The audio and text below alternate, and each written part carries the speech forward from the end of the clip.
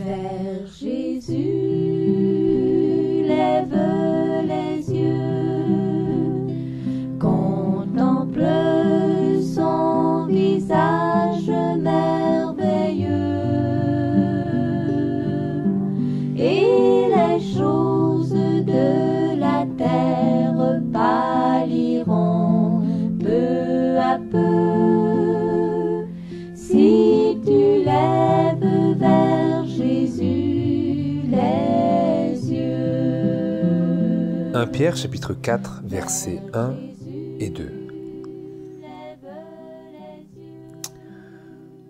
Christ ayant donc souffert pour nous dans la chair, vous aussi armez-vous de cette même pensée, que celui qui a souffert en la chair a cessé de pécher, afin de ne plus vivre selon les convoitises des hommes, mais selon la volonté de Dieu pendant le temps qui lui reste à vivre dans la chair.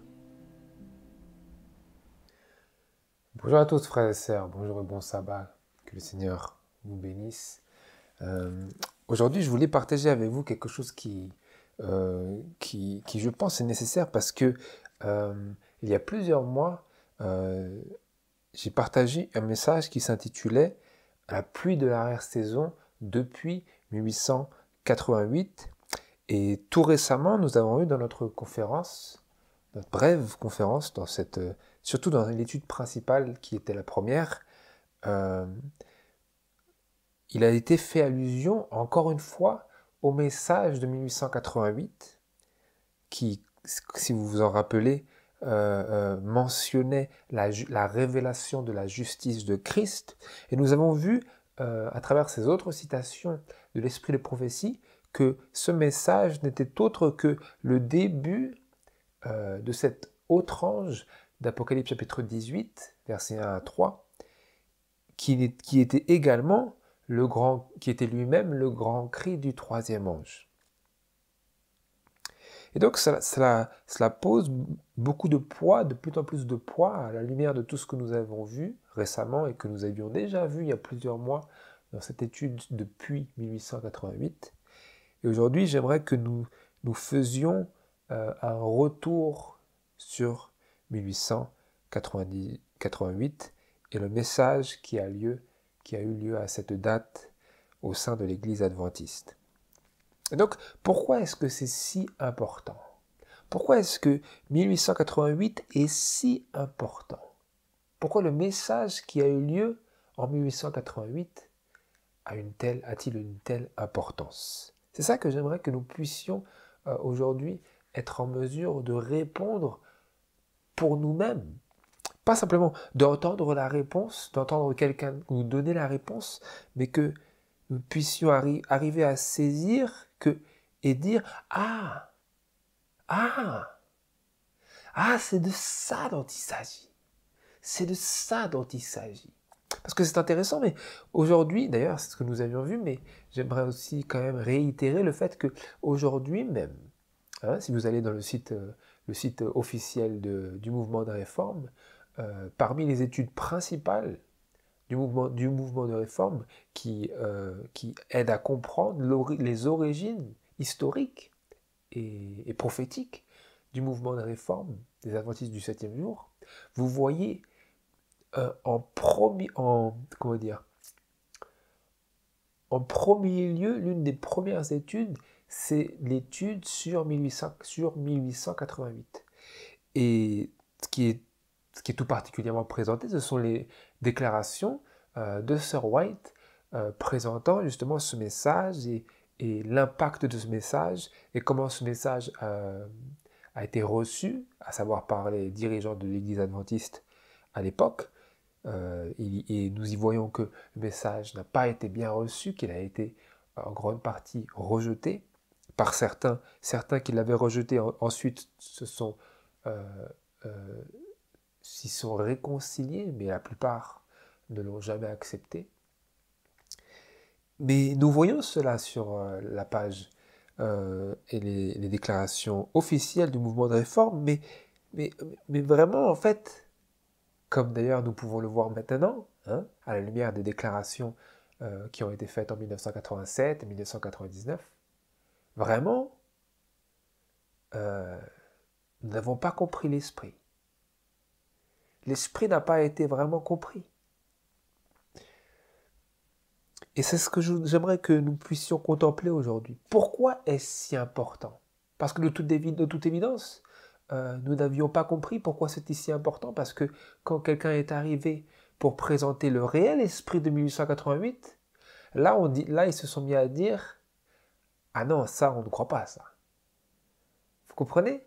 Donc en fait, c'est comme si on s'attachait à certaines déclarations, mais que en fait nous n'avions pas vraiment plongé nos regards dans ce dont tout cela parlait, dans le vrai cœur du sujet de 1888. Nous n'avions pas vraiment plongé nos regards. Et donc lorsque les dirigeants du mouvement de réforme en 1984 se sont retrouvés confrontés à la prédication du vrai sujet de 1888, hein, en Nouvelle-Zélande, et là, ça ne leur a pas plu.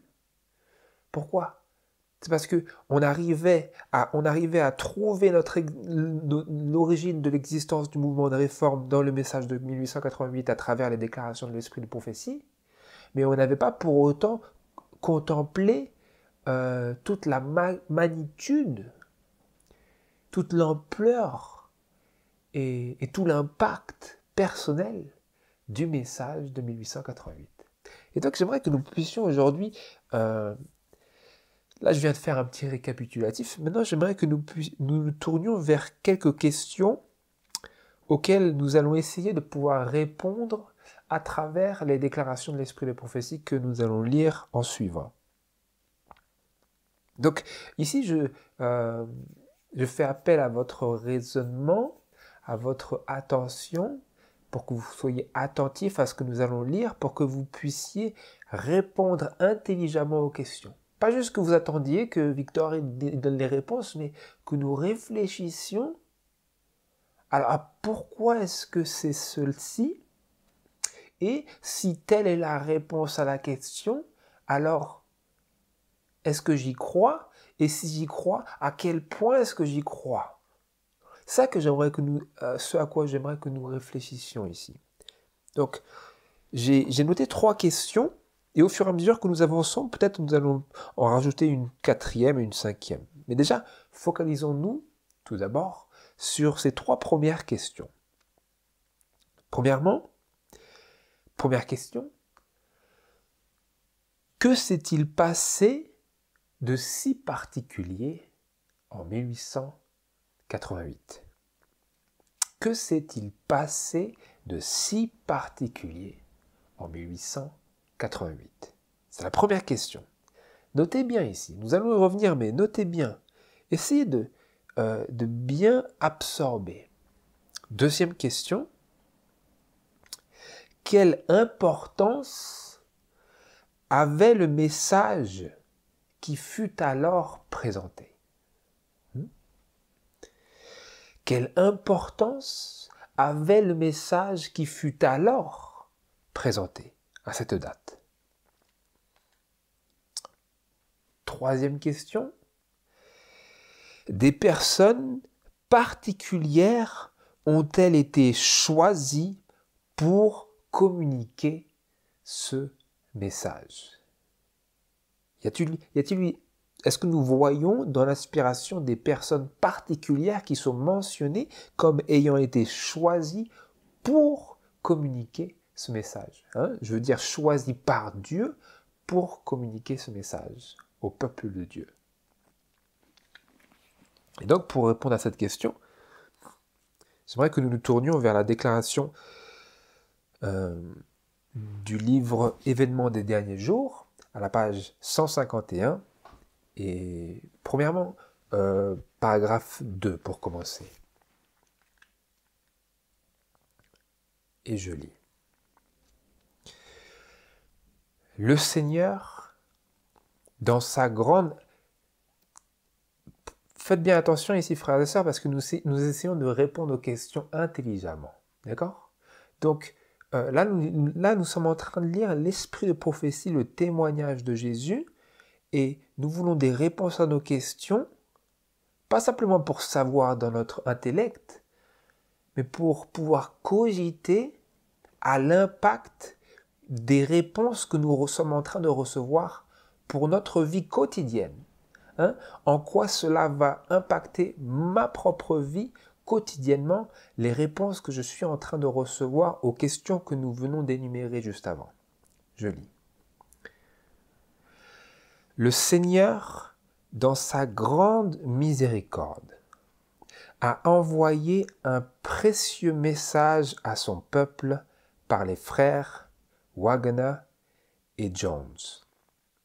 Ce message avait pour but d'exalter devant le monde le Sauveur, le sacrifice pour les péchés du monde entier. Ce message, présentait la justification par la foi dans la rançon. Il invitait les gens à recevoir la justice de Christ qui est rendue manifeste par l'obéissance à tous les commandements de Dieu. Beaucoup avaient perdu de vue Jésus, ils avaient besoin que l'on dirige leur regard vers sa divine personne, ses mérites et son amour immuable pour la famille humaine. Tout pouvoir a été remis entre ses mains afin qu'il puisse faire de riches dons aux hommes, accordant le don inestimable de sa propre justice à l'être humain désespéré. Tel est le message que Dieu a commandé de donner au monde. C'est le message du troisième ange qui doit être proclamé d'une voix forte et accompagné d'une large mesure de l'effusion du Saint-Esprit.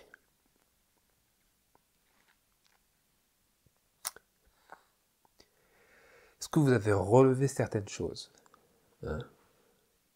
J'espère que vous avez gardé à l'esprit nos questions, parce que si nous avons juste lu cela comme ça, nous risquons de ne pas vraiment en recevoir quelque chose. La première question, c'était « Que s'est-il passé de si particulier en 1888 ?» Est-ce que vous avez relevé une réponse? Au début de la citation, il est écrit « Le Seigneur, dans sa grande miséricorde, a envoyé un précieux message à son peuple. » Que s'est-il passé en 1888? Dieu a envoyé un précieux message à son peuple. C'est ça qui s'est passé. Dieu a envoyé un message. C'est ça qui s'est passé. Il faut vraiment que nous arrivions à cogiter pour bien enregistrer ici. Pour ce que nous allons entendre ensuite et lire ensuite par la suite. La deuxième question, c'est quelle importance avait le message qui fut alors présenté en 1888? Quelle était l'importance de ce message? Nous entendons, c'est la justice de Christ, c'est Christ et sa justice. Mais qu'est-ce que c'est vraiment? Quelle est l'importance? Pourquoi est-ce si important? Parce que si nous entendons « Ah, c'est le grand crime. » Ah. Mais nous n'avons pas compris en fait. C'est pour ça qu'aujourd'hui, je vais vous lire plus tard, à la fin de notre étude aujourd'hui, je vais vous lire directement des paroles du frère Wagner, ce à quoi et ce vers quoi toutes ces déclarations tendaient, ce dont ces déclarations parlaient. Parce que là, nous sommes en train de lire une description de l'esprit de prophétie sur le message, mais nous n'avons même pas encore lu le message. Vous comprenez? Donc c'est ça vraiment. Il faut que nous recevions le message même pour qu'ensuite nous revenions vers les déclarations de l'esprit de prophétie et que nous disions, que nous nous rendions compte, ah, c'est de ça dont il parlait. C'est pour ça qu'il avait écrit ça. C'est pour ça que S. White avait dit ça. Parce que sinon, nous sommes juste en train de lire une déclaration de l'esprit de prophétie, nous disons d'accord, Dieu a envoyé un précieux message, mais j'ai toujours pas entendu le message. Je sais même pas ce qu'ils disent. Vous comprenez? L'esprit de prophétie, oui, il nous indique le résumé englobant ce message. Mais nous ne l'avons même pas encore lu, même pas encore entendu. C'est ça que j'aimerais que nous puissions prendre le temps d'écouter. Bon, mais en attendant cela, contemplons ensemble, frères et sœurs, les déclarations englobantes et résumantes de ce message pour nous préparer à l'écouter et à avoir une oreille pour entendre et discerner toutes ces choses dont l'esprit de prophétie parlait, que nous sommes en train de lire. Donc, quelle était l'importance de ce message qui était alors présenté? Ce message avait pour but d'exalter devant le monde le Sauveur, le sacrifice pour les péchés du monde entier. C'est quand même un gros but, non? Bon, je sais que des fois, il nous arrive, quand on lit l'Esprit de prophétie, on l'a tellement lu que ça nous passe un peu sur la tête. Des fois, on rate complètement ce qui est dit. Mais si nous prenons le temps de réfléchir, peut-être qu'on arrivera à passer au-delà de ces barrières, au-delà de ces habitudes, de dire « Ah oui, c'est bien, mais je ne comprends pas ». Le but de ce message, c'était d'exalter devant le monde le Sauveur, le sacrifice pour les péchés du monde entier. Ce message présentait la justification par la foi dans la rançon. La justification par la foi. Ça, c'était une des choses que le message présentait. Vu de nombreux angles différents, le message présentait cela. Nous allons le voir ici. Qu'est-ce qu'il faisait d'autre, ce message? Il invitait les gens. Écoutez la manière dont c'est déclaré ici. Les paroles ne sont pas mises au hasard ici. Le message invitait les gens, parce que là, juste avant, il était déjà question de la justification par la foi, dans la rançon. Donc la justification par la foi, elle vient d'en parler.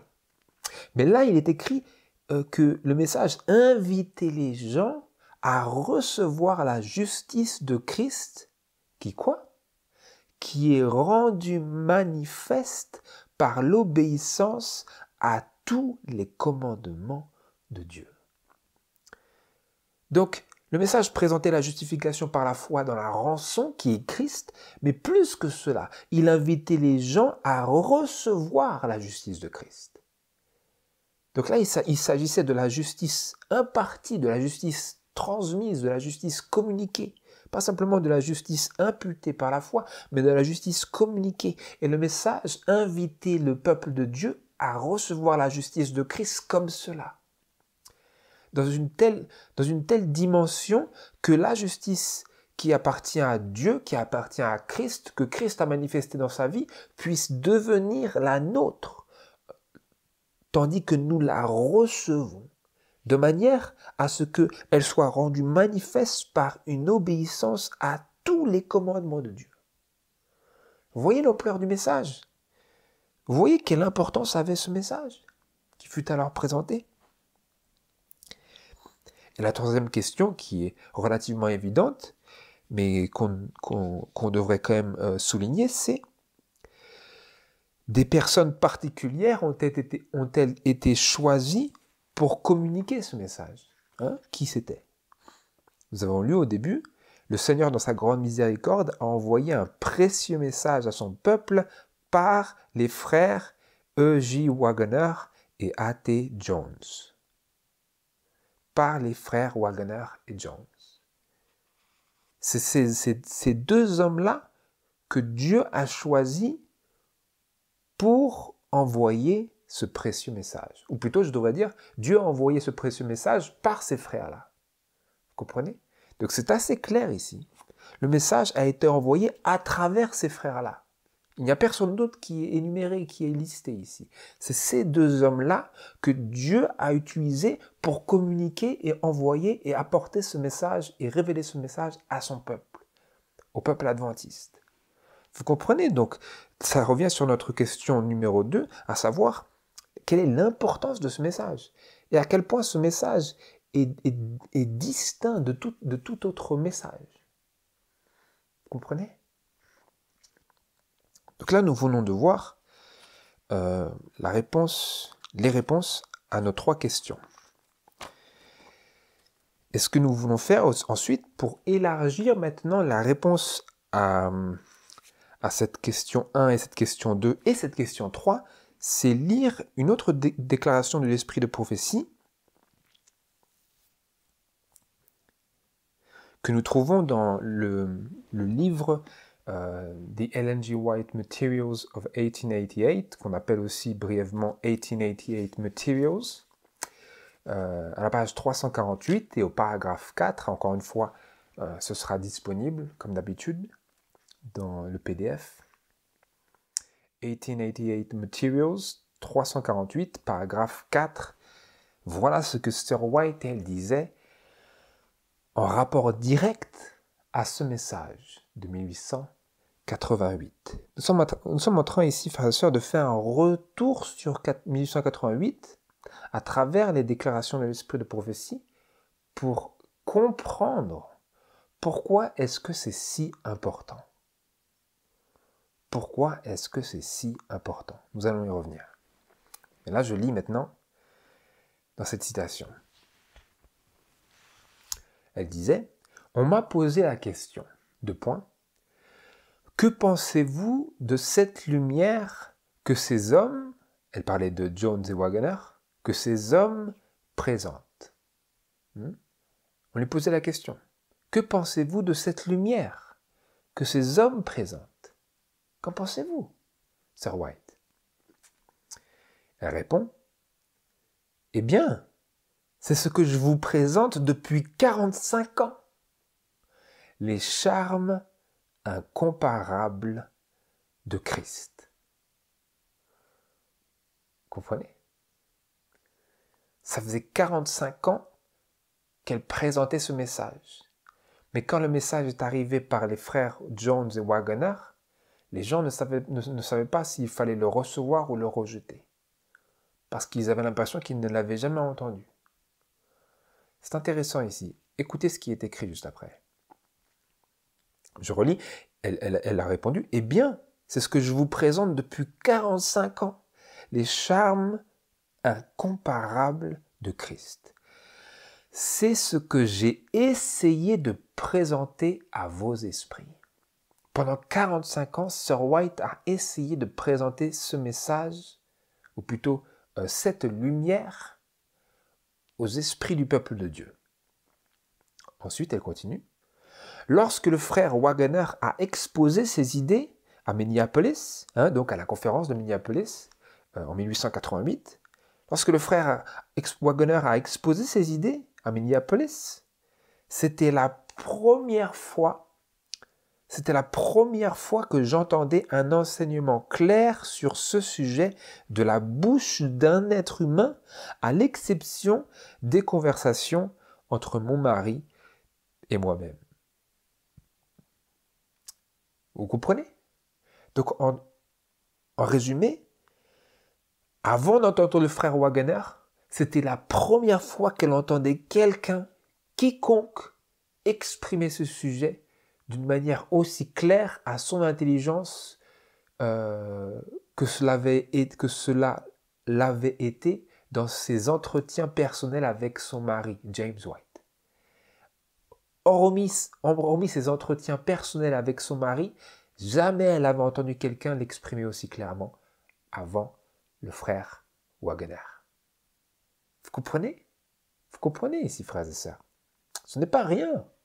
Ça vous montre, comme nous l'avions lu juste avant, que le Seigneur a envoyé dans sa grande miséricorde un précieux message par les frères Waggoner et Jones.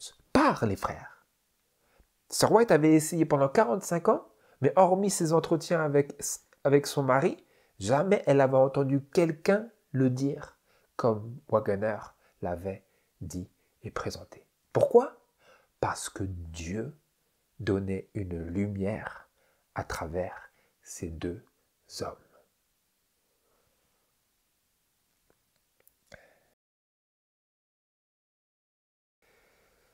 Ensuite, elle continue. Je me suis dit, c'est parce que Dieu me l'a présenté en vision que je le vois si clairement, ce sujet. Et ils, les autres, ne peuvent pas le voir parce que cela ne leur a jamais été présenté comme à moi. Et quand un autre l'a présenté, chaque fibre de mon cœur a dit « Amen ». Quand elle a entendu Waggoner présenter ce sujet, chaque fibre de son cœur a dit « Amen ». Amen. Elle se disait, c'est ça que le Seigneur m'avait toujours montré, que j'ai essayé de montrer au peuple de Dieu, de présenter à leurs esprits. Mais Dieu, en son temps et à sa façon, et par ses messagers, a envoyé ce message d'une clarté inédite, à travers les frères Waggoner et Jones. C'était une lumière. Les personnes lui avaient posé la question à Sir White, « Que pensez-vous de cette lumière que ces hommes présentent ?» Elle a dit, « Ça fait 45 ans que j'essaie de vous le dire. » Vous comprenez? Mais de toute évidence, ça n'avait pas percuté parce que dans la déclaration précédente, il était écrit, dans le contexte de l'Église de Dieu, de l'Église adventiste, il était écrit « Beaucoup avaient perdu de vue Jésus ». Ils avaient besoin que l'on dirige leur regard vers sa divine personne, ses mérites et son amour immuable pour la famille humaine. Comment? À travers des hommes choisis, des hommes à travers lesquels le Seigneur a déversé son esprit. Parce qu'il était écrit, ce message-là, c'est le message que Dieu a commandé de donner au monde, c'est le message du troisième ange qui doit être proclamé d'une voix forte et accompagné d'une large mesure de l'effusion du Saint-Esprit. Donc, Dieu était en train ici de dire, dans l'esprit de prophétie, ici, que ce message, ce serait, d'ailleurs nous l'avons lu autre part, que c'était le grand cri, c'était le début du grand cri du troisième ange, il devrait être proclamé d'une voix forte, donc de ce grand cri, et qui serait progressivement, de plus en plus, accompagné, ce message serait accompagné d'une large mesure de l'effusion du Saint-Esprit. Vous comprenez, c'est ce que ça veut dire? C'est-à-dire que l'effusion du Saint-Esprit, elle est liée à ce message. Parce qu'il est écrit que ce message sera accompagné d'une large mesure de l'effusion du Saint-Esprit. Donc l'effusion du Saint-Esprit, dans la pluie de la saison, elle est indissociable de ce message. Là où ce message est prêché, dans toute sa vérité, dans toute son ampleur, c'est là que la pluie est. C'est là que l'effusion du Saint-Esprit est. Si vous allez là où est ce message, vous allez là où va l'Esprit. Vous comprenez? Si vous rejetez ce message, vous rejetez l'Esprit. Si vous rejetez ce message, vous rejetez la pluie. Si vous quittez ce message, vous quittez l'Esprit. Vous comprenez comment c'est sérieux? Donc là, nous voyons, frères et sœurs, encore une fois, la réponse à la question « Quelle importance avait le message qui fut alors présenté ?» Quelle importance? Sir White disait « Ça fait 45 ans, j'essaie de vous le dire, c'est les charmes incomparables de Christ. » Voilà à quel point c'est important. C'était la justification par la foi en la rançon, et c'était le message qui invitait les hommes, les gens, le peuple de Dieu à recevoir la justice de Christ. Une justice de Christ qui serait rendue manifeste par leurs œuvres, par leur obéissance à tous les commandements de Dieu, tous. Ce serait une obéissance qui ne ferait aucune exception, aucun compromis. C'est d'ailleurs pour ça que la fameuse mère du frère Acessas, elle disait « Nous avons vécu la pluie de l'arrière-saison. » Parce que la pluie de l'arrière-saison, qui était liée à ce message de 1888, indissociable, elle les invitait et elle leur a permis d'avoir la puissance qui les faisait, qui les rendait obéissants à tous les commandements de Dieu. Alors que ceux qui avaient refusé le message, qui avaient méprisé le message, qui l'avaient dédaigné, ils n'avaient pas la puissance, ils n'avaient pas la pluie et ils ont désobéi. Comprenez? Je parle bien sûr de la Première Guerre mondiale, lorsque la grande majorité des adventistes en Europe sont allés avec le gouvernement. On enfreint le 4e et le 6e commandement, en principe.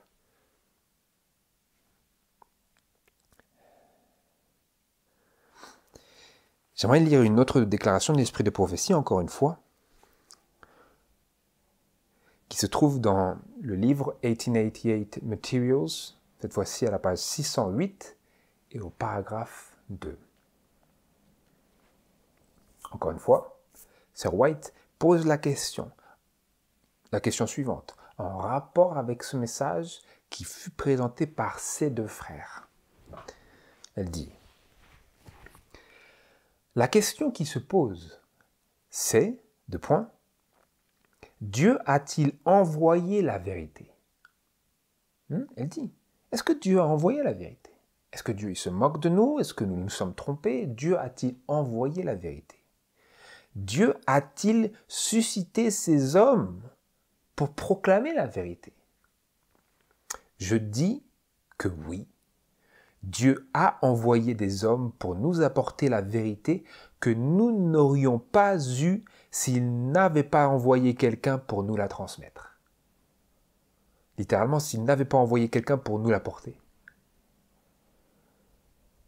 Vous comprenez ici? Elle a demandé, Dieu a-t-il suscité ces hommes, ces deux hommes, Jones et Waggoner, pour proclamer la vérité? Elle dit, je dis que oui, Dieu a envoyé des hommes pour nous apporter la vérité que nous n'aurions pas eue si Dieu n'avait pas envoyé quelqu'un pour nous la transmettre. Autrement dit, si vous prenez la parole au pied de la lettre ici, ce que nous sommes encouragés à faire parce que c'est le témoignage de Jésus, eh bien si Dieu n'avait pas envoyé ces deux hommes pour nous apporter la vérité, eh bien nous ne l'aurions pas eu. Nous n'aurions pas eu ce message. Autrement dit, ce message était indissociable de ces deux hommes. C'est à ces deux hommes, et c'est ces deux hommes que Dieu a suscité pour proclamer cette vérité, pour donner cette lumière, pour présenter ce précieux message. Vous comprenez? Ensuite, elle dit, Dieu m'a fait connaître ce qu'est son esprit, je l'accepte donc et je n'ose pas plus lever la main contre ces personnes, car ce serait contre Jésus-Christ, lequel nous nous devons de reconnaître en ses messagers. Comprenez? Elle disait, je me dois de reconnaître en ses messagers le Seigneur. Je me dois. Et je ne lèverai pas la main contre eux. Pourquoi? Parce que c'est lui qui les a suscités pour donner son message, sans lesquels ils n'auraient pas reçu ce message. Vous voyez?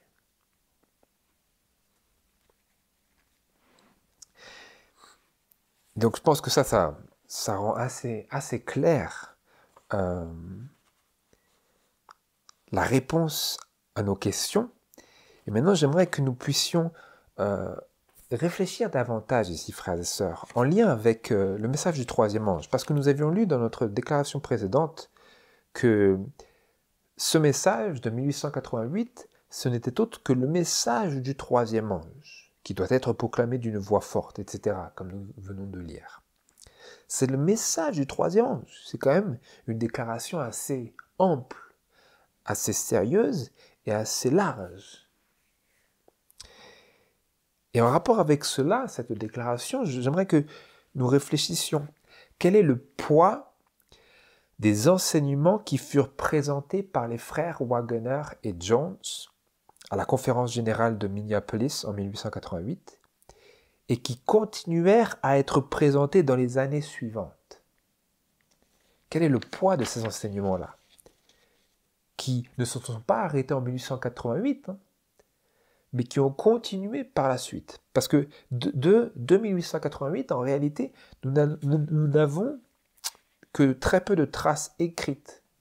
mis à part les présentations de Sir White, nous n'avons pas de traces écrites, à ma connaissance, de ce que les frères Waggoner et Jones ont présenté. Par contre, nous avons beaucoup d'écrits de leur part et de Waggoner et Jones dans les mois et les années qui ont suivi cette conférence. Et donc, nous voulons savoir quel est le poids de ces enseignements-là qui furent présentés à partir de 1888. Parce que ça ne s'est pas arrêté à partir de ce moment-là, ça a commencé à partir de cette date. Et quel est le rapport de ces enseignements-là avec le message du troisième ange? Quel est le rapport? Si nous ne comprenons pas le rapport, eh bien, le message, nous n'aurons pas la puissance, parce que nous ne comprenons pas. Comment est-ce que nous pouvons avoir la puissance d'un message dont on ne comprend pas vraiment les ramifications?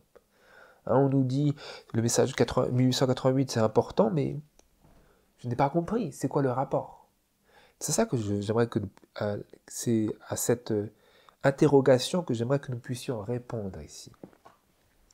Et donc suivez-moi ici, frères et sœurs, dans ce raisonnement biblique dans lequel j'aimerais nous lancer ici. Dans Apocalypse chapitre 14, verset 12, si vous y allez avec moi, nous allons faire une très courte étude biblique ici. Dans Apocalypse chapitre 14, verset 12, nous lisons au sujet d'un peuple qui garde les commandements de Dieu et la foi de Jésus. Je le lis. C'est ici la patience des saints. Ce sont ici ceux qui gardent les commandements de Dieu et la foi de Jésus. Donc, nous lisons au sujet de ce peuple qui garde les commandements de Dieu et la foi de Jésus. Et ensuite, dans 1 Jean chapitre 3, verset 4, nous lisons que quiconque pêche transgresse aussi la loi, car le péché est la transgression de la loi. Comme c'est marqué dans la Bible King James, le péché est la transgression de la loi.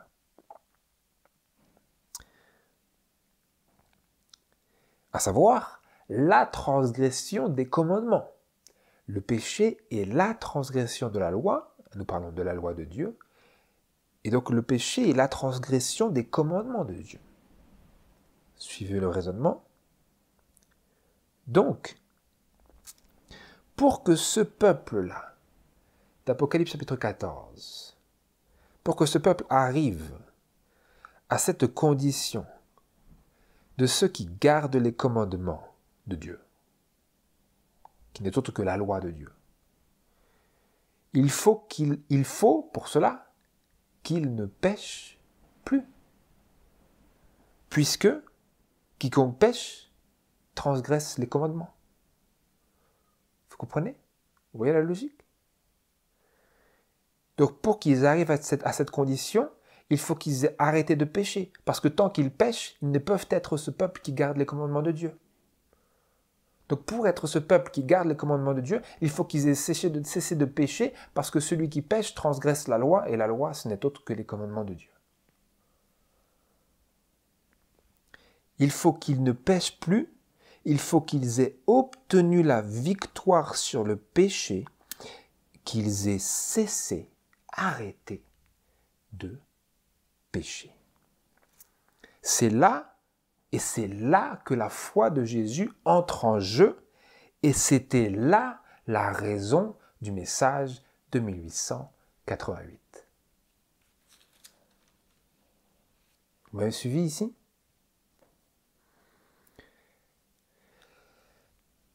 Pour arriver à la condition spirituelle de ce peuple qui garde les commandements de Dieu, il faut arrêter de pécher.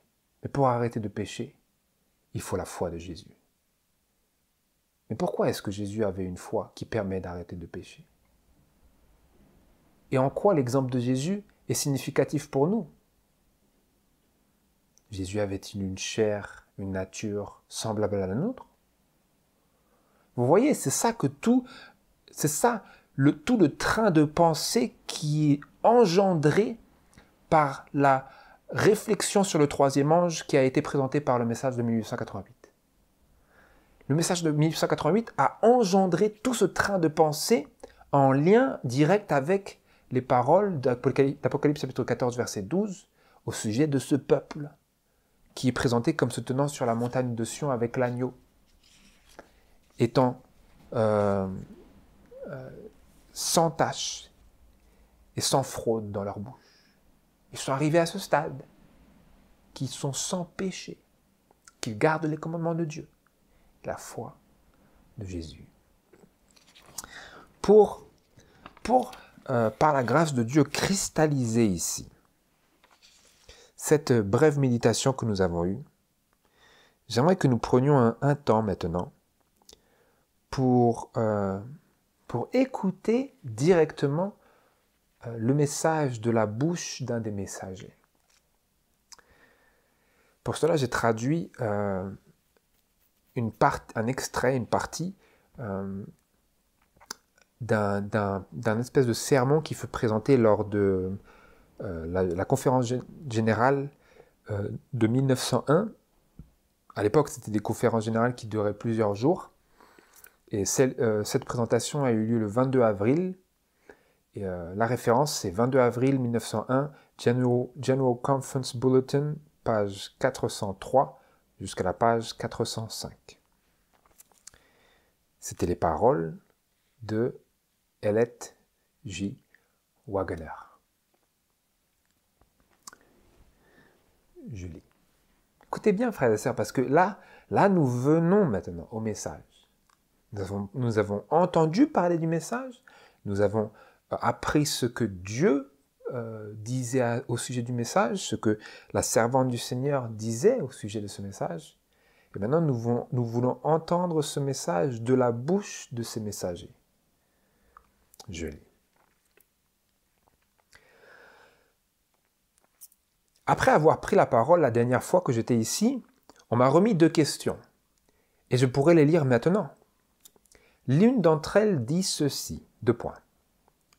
Cette sainte chose qui est née de la Vierge Marie, est-elle née dans une chair pécheresse et cette sainte chose qui est née de la Vierge Marie, est-elle née dans une chair pécheresse? Et cette chair avait-elle à lutter contre les mêmes tendances au mal que la nôtre? L'expression « cette sainte chose » la fait référence aux paroles de Luc, où il est écrit dans nos Bibles françaises « ce saint enfant qui sera né de toi ». L'ombre du Tout-Puissant te couvrira, et ce saint enfant qui sera né de toi sera appelé, etc. C'est dans les paroles à Marie. Et donc la question c'était, cette sainte chose qui est née de la Vierge Marie, est-elle née dans une chair pécheresse ou de péché? Et cette chair avait-elle à lutter contre les mêmes tendances au mal que la nôtre? C'est ça la question qu'on lui a posée. Donc, nous écoutons maintenant la réponse. Il dit « Alors, je ne sais rien à ce sujet, si ce n'est ce que je lis dans la Bible, mais ce que je lis dans la Bible est si clair et net que cela me donne une espérance éternelle. J'ai eu ma période de découragement, de désespoir et d'incrédulité, mais je remercie Dieu qu'elle est passée. Cette chose qui pendant des années de ma vie m'a découragé, après que j'ai essayé de servir le Seigneur aussi sérieusement et consciencieusement que quiconque l'ait jamais fait, ce qui m'a fait renoncer en mon âme et dire « ça ne sert à rien, je ne peux pas le faire ». C'était la connaissance, dans une certaine mesure, de ma propre faiblesse et la pensée que ce qui, à mon sens, faisait le bien et que ces saints hommes d'autrefois, dont la Bible parle, étaient constitués différemment de moi, de sorte qu'ils pouvaient faire le bien. J'ai découvert, par de nombreuses et tristes expériences, que je ne pouvais faire que du mal. Il a découvert cela. Car, bien que j'aimais parfois à penser que je m'en sortais plutôt bien, il m'arrivait tout à coup d'être mis au pied du mur et je m'apercevais que toute la structure que j'avais édifiée était jetée à terre. Après de nombreuses expériences douloureuses de ce genre, j'ai abandonné en désespoir de cause en me disant « Cela ne sert à rien que j'essaye d'être bon. Les autres peuvent peut-être y arriver, mais pas moi. » Ça vous rappelle quelque chose, cela? Est-ce que vous avez aussi vous-même, est-ce que vous êtes vous aussi vous-même arrivé à ce genre de conclusion intérieure? Tout le monde semble bien y arriver, mais vous n'arrivez pas. Vous pouvez vous donner l'impression que vous vous en sortez plutôt bien, jusqu'à ce que vous tombiez dans le péché et que tout ce que vous aviez érigé par vos bonnes œuvres semble s'écrouler devant vous. C'est ça qu'il disait. Il disait, après de nombreuses expériences douloureuses de ce genre, j'ai abandonné en désespoir de cause, en me disant, cela ne sert à rien que j'essaye d'être bon. Les autres peuvent peut-être y arriver, mais pas moi. Pas moi. Maintenant, écoutez. Il continue. Il demande à l'audience.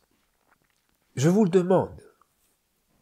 Si Jésus-Christ, qui est présenté par le Père comme le Sauveur, qui est venu ici pour me montrer le chemin du salut, en qui seul il y a de l'espoir, si sa vie ici sur terre était une imposture, alors où est l'espoir?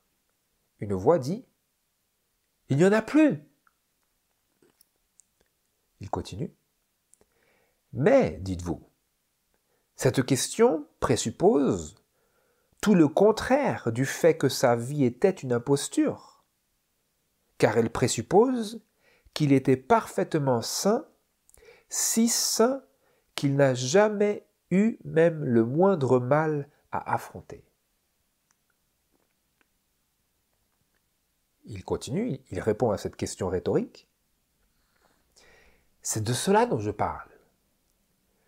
Je lis qu'il a été tenté en toutes choses comme nous, mais sans péché. Il cite les paroles d'Hébreux. Je lis qu'il a prié pendant toute une nuit. Je lis qu'il priait dans une telle agonie que des gouttes de sueur comme du sang tombaient de son visage. Mais si tout cela n'était qu'un simulacre, si tout n'était qu'un spectacle, s'il a traversé tout cela et que cela ne voulait rien dire après tout, s'il n'a pas été réellement tenté, mais qu'il a simplement fait semblant de prier, à quoi tout cela me sert-il? Je me retrouve dans une situation pire encore qu'avant. Vous comprenez? Il est en train ici de mettre en contraste le genre de sauveur que ce serait s'il était né dans une chair sans péché. Il dit à quoi ça sert? Ça ne me sert à rien si c'est juste du spectacle. Vous comprenez? Il met en contraste l'absurdité d'une croyance selon laquelle Jésus serait né dans une chair sans péché et à quel point inutile serait un tel sauveur. Vous comprenez ce qu'il dit ici? Il dit, c'est de ça dont je parle. Je lis qu'il a été tenté, je lis ceci, mais si tout cela n'était qu'un simulacre, si tout cela n'était qu'un spectacle, s'il a traversé tout cela et que cela ne voulait rien dire en fait, après tout, s'il n'a pas été réellement tenté, mais qu'il a simplement fait semblant de prier, à quoi tout cela me sert-il? Il disait, si nous disons que Jésus était tenté en toutes choses comme nous, mais qu'il était tenté juste de l'extérieur, pas de l'intérieur comme nous, il dit, à quoi cela me sert-il? Ça ne me sert à rien tout ça. Ça ne me sert à rien. C'est pas un sauveur ça. Vous comprenez ici? C'est de ça dont il parle. Il continue. Mais oh, s'il y en a un, et je n'utilise pas ceci avec la moindre pensée de doute, je dirais plutôt, puisqu'il y en a un, qui a traversé tout ce que je peux être appelé à traverser, qui a résisté à plus de choses que je ne pourrais jamais être appelé à résister dans ma propre personne, qui a connu des tentations plus fortes que celles qui me sont jamais arrivées personnellement, qui était constitué à tout égard comme moi, seulement dans des circonstances pires encore que celles que j'ai connues, qui a affronté toute la puissance que le diable pouvait exercer à travers la chair humaine, et qui pourtant n'a pas connu le péché, alors je peux me réjouir avec une grande allégresse. Des voix dans l'assemblée disent « Amen ». Alors je peux m'égayer et me réjouir de son salut. Car il est le même hier, aujourd'hui et à jamais. Et ce qu'il a fait il y a quelques 1900 ans, il peut encore le faire, et il le fait pour tous ceux qui croient en lui.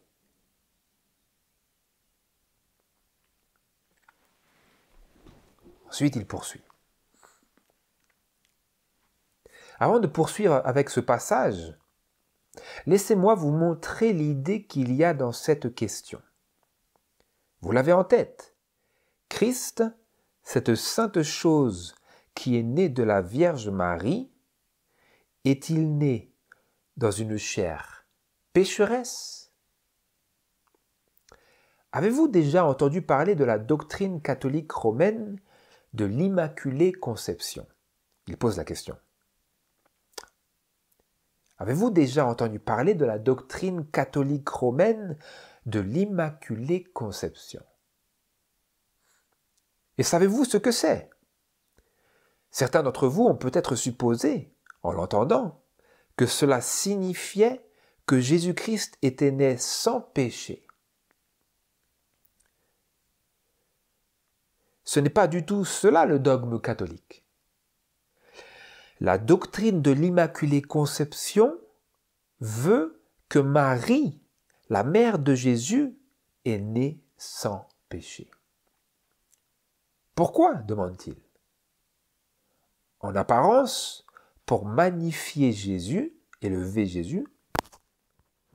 En réalité, c'est l'œuvre du diable pour creuser un large gouffre entre Jésus, le sauveur des hommes, et les hommes qu'il est venu sauver, afin que l'un ne puisse pas passer vers l'autre. C'est tout. Est-ce que vous avez compris ici ce qu'il est en train de présenter ici? Les idées qu'il est en train de présenter ici. Il demande si nous connaissons la doctrine de l'Immaculée Conception. Et il dit, certains d'entre vous ont peut-être supposé que, en l'entendant, que cela signifiait que Jésus-Christ était né sans péché. Et il dit, mais ce n'est pas du tout ça, c'est plus que ça. Il dit, c'est la doctrine selon laquelle Marie était née sans péché, pour qu'elle puisse ensuite donner naissance à Jésus dans une chair sans péché. Et qu'est-ce que cela fait, cela? D'avoir un sauveur qui n'est pas né dans la même nature que nous. C'est ça que vers quoi j'aimerais attirer votre attention. Il dit, c'est l'œuvre du diable pour creuser un large gouffre entre Jésus, le sauveur des hommes, et les hommes qu'il est venu sauver, afin que l'un ne puisse pas passer vers l'autre. Afin que l'un ne puisse pas passer vers l'autre. Est-ce que vous comprenez ici? C'est-à-dire que si Jésus n'était pas tenté en toutes choses comme nous, n'était pas dans la même nature que nous, comme le dogme catholique l'enseigne, alors ce serait creuser un gouffre entre le sauveur et le pécheur, de telle sorte que Jésus ne peut pas aller vers le pécheur et que le pécheur ne peut pas aller vers Jésus. Pourquoi? Parce que leur nature humaine est différente. Vous comprenez? Donc si le sauveur est né dans la chair, mais qui n'est pas tenté en toutes choses, intérieures et extérieures, comme le pécheur, comme nous, qu'est-ce que cela veut dire? Cela creuse un gouffre impassable entre le sauveur et le pécheur, de telle sorte que le sauveur ne peut pas aller vers le pécheur et que le pécheur ne peut pas aller vers Jésus. Vous comprenez? Il dit, c'est tout. C'est tout ce que c'est. Je continue. Il faut que nous nous décidions, chacun d'entre nous, si nous sommes hors de l'Église de Rome ou non. Il y en a un grand nombre qui en ont encore des traces. Mais je suis persuadé de ceci, que chaque âme qui est ici ce soir désire connaître le chemin de la vérité et de la justice. L'Assemblée dit Amen. Et qu'il n'y a personne ici s'accrochant inconsciemment au dogme de la papauté qui ne désire en être libéré. Il continue. Ne voyez-vous pas que l'idée selon laquelle la chair de Jésus n'était pas comme la nôtre, car nous savons que la nôtre est pécheresse, implique nécessairement l'idée de l'Immaculée Conception de la Vierge Marie? Remarquez qu'il n'y avait pas de péché en lui.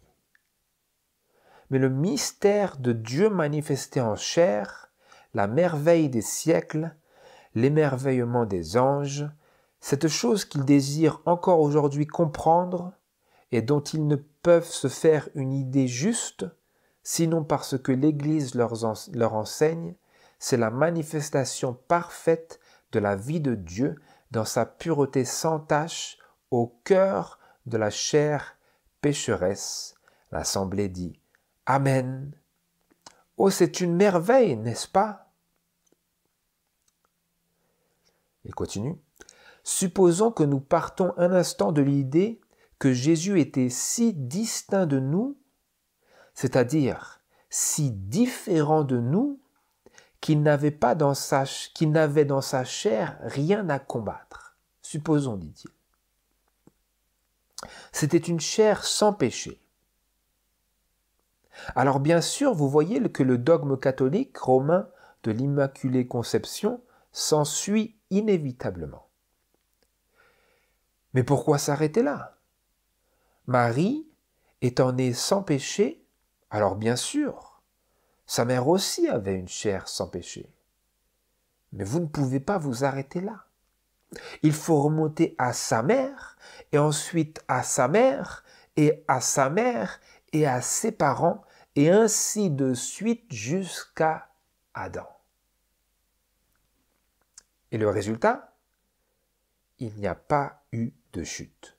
Adam n'a jamais péché, et ainsi vous voyez, en retraçant tout cela, nous trouvons l'identité fondamentale du catholicisme romain et du spiritisme et de toutes les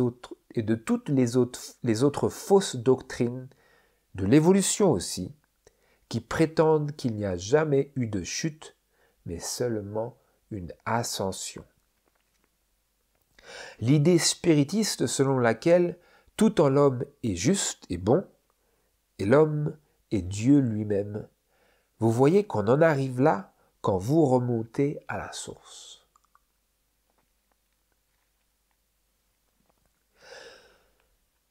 Les paroles de la Bible concernant Christ, nous les avons lues, 2 points. Il cite « C'est pourquoi, il a fallu qu'il devint semblable en toutes choses à ses frères, afin qu'il fût un souverain sacrificateur miséricordieux et fidèle dans les choses de Dieu, pour expier les péchés du peuple, car ayant été tenté dans ce qu'il a souffert, il peut secourir ceux qui sont tentés. Nous lisions les souffrances de Christ. Il cite « Christ aussi a souffert une fois pour les péchés, lui juste pour les injustes, afin de nous amener à Dieu. » Il continue. Combien d'entre vous pensent que les souffrances de Christ étaient seulement les quelques moments où il était suspendu à la croix, quand ses mains et ses pieds étaient percés ou quand les soldats romains se moquaient de lui? Non, pas seulement à ces moments-là. Il a souffert étant tenté, il cite, comme on peut le lire dans la Bible Martin. Il cite, il a souffert étant tenté.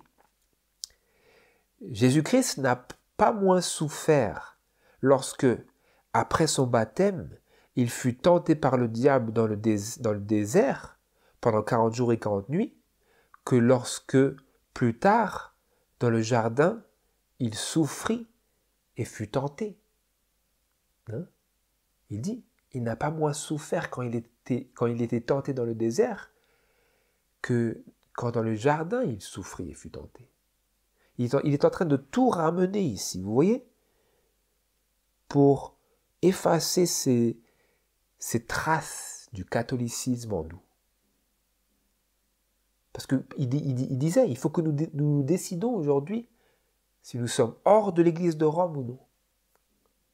Parce que nous ne nous réalisons pas que peut-être notre esprit est encore en harmonie avec l'Église de Rome. La manière dont nous voyons Dieu, la manière dont nous communiquons à Dieu, dont nous échangeons avec Dieu,